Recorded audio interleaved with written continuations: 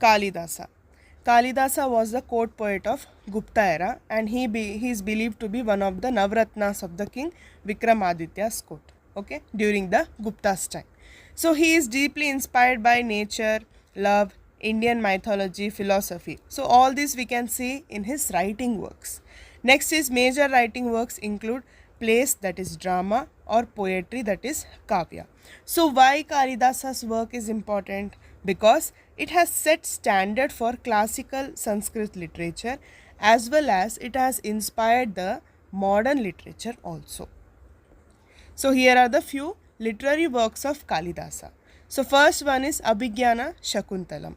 So it is a drama or a play. So it is a most famous work of Kalidasa. It is about a tragic love story between King Dushyanta and Shakuntala. So Shakuntala is the daughter of sage Vishwamitra and Apsara Menaka. So what is the story? The story is that King Dushyanta and Shakuntala will get married secretly. But there is a curse on Dushyanta that he will forget Shakuntala, and they both will face challenges, and finally the king will recognize her. Okay, the more challenges towards Shakuntala. So here finally he will recognize her, and that is the end of the story. So here what is the theme? Theme is love, memory, fate, human emotions. Next is Raghuvamsha. So it is nothing but dynasty of Raghu. It is an epic poetry. It is Sanskrit poem tracing the genealogy of Raghu dynasty, which Lord Rama belongs to. So it contains 19 books, that is khandas, and it is composed over 19,000 verses. So what we can see in this book? We can see that deeds of various kings of Raghu dynasty, focusing on virtues, achievements, and central king is Raghu, and his descendants are mentioned. So here it is centered around Raghu, and then his descendants are mentioned, and one of the descendant is Lord Rama. So what is the significance or importance? It is famous for its moral and ethical lessons. It focuses more on righteousness, selflessness, ideal qualities of a ruler. Next is Kumarasambhava and Meghadhuta. So please follow up. I'll discuss in the next video. Thank you. So in the last video I discussed about Abhijananashakuntalam and Raghuvamsha. So here I'll be dealing with Kumarasambhava.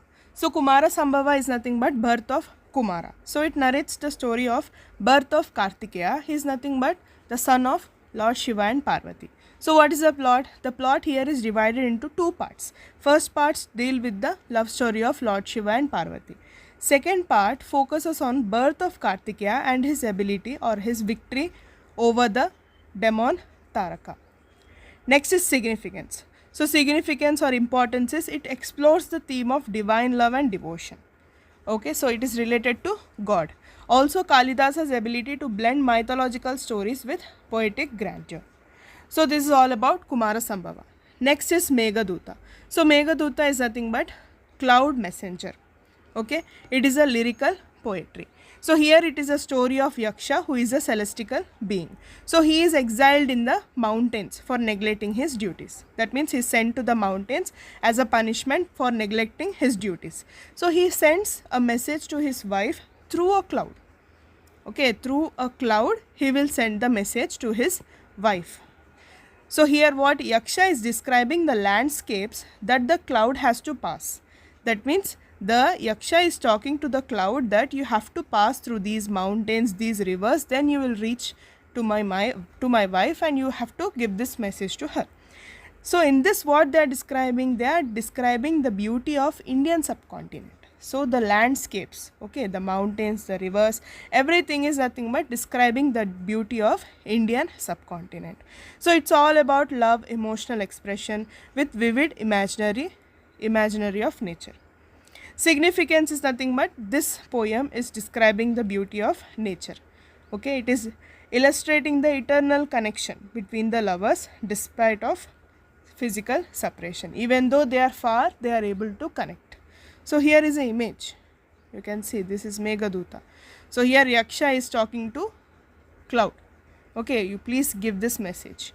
And it is an image of Shakuntala. She is looking back to look at Dushyanta, King Dushyanta. Okay, this is the image of Kalidasa. This is the image of play, Abhijananashakuntalam. So, thank you.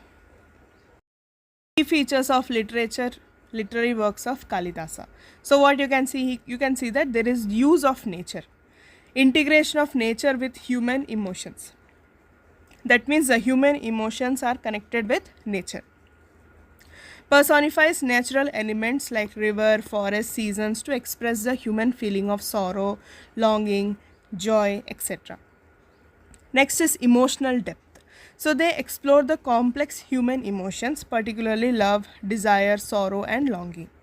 Next is metaphysical and philosophical themes.